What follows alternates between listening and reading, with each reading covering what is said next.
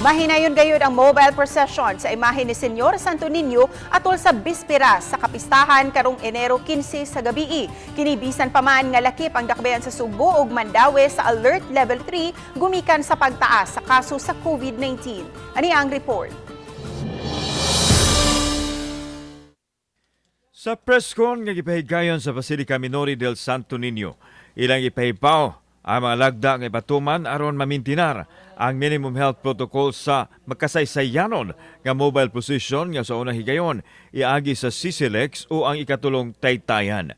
Alas 6:30 sa gabi sugdan ang mobile procession nga musuroy sa dakbayan sa Talisay, Mandaue, Lapu-Lapu o sa lungsod sa Cordova.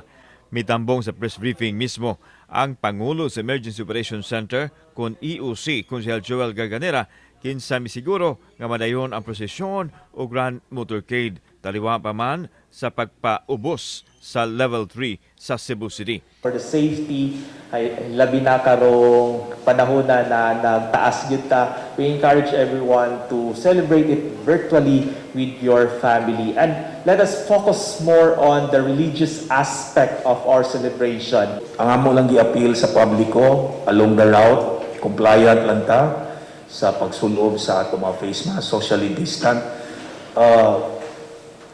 Ato rin ning masurpass rin ni nato ning atong pagsuway. Hugot nga pagpatuman sa health protocol ang andam nga i-implementar sa kapulisan. Kini aron malikayan nga magtapok ang malibuto sa daplin sa mga karsada nga musangpot sa pandemic protocol violation. So we focus more on our deployment sa mga expected nato nga naagi mga tao nga mo-converge.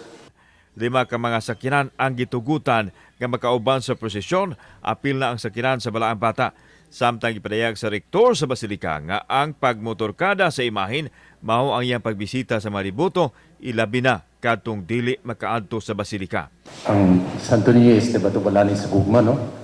Ya, tungod sa mga pangitabo, ang mga tao dili makaduol, dili wala sila mean. So, this is one way of bringing the Santo Niño to the people. No? Giklaro sa mga organizer nga walay mahitabong total closure sa mga karsada kay ablihan raman inig mulabay ang imahin.